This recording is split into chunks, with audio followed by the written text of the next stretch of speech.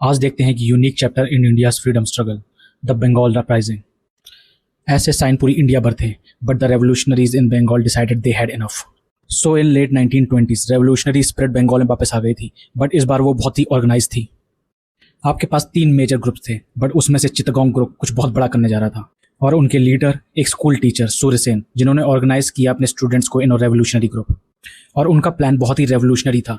वो चाहते थे लिबरेट करना पूरी सिटी ऑफ चित्तगोंग को। इस प्लान को ध्यान से देखिए, it was precise and well coordinated, जो बना था ब्रिटिश एडमिनिस्ट्रेशन को पैरालाइज करने के लिए।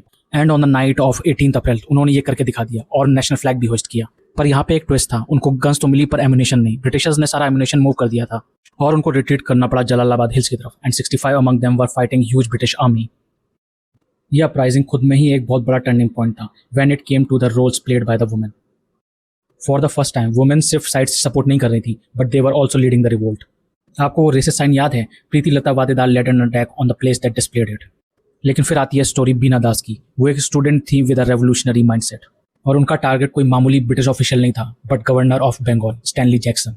एंड गेट दिस, उन्होंने ट्राई किया शूट करने की अपने ही ग्रेजुएशन के दिन, जब वो डिग्री ले रही थी।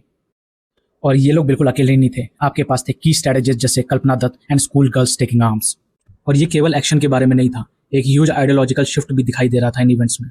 और वो मूव कर रहे थे अवे फ्रॉम इंडिविजुअल हीरोइज्म और ऑर्गेनाइज कर रहे थे स्टूडेंट पीजेंट्स और विलेजर्स को। प्रिजन उनका एक स्कूल बन गया था। They were reading about socialism, communism and Marxism.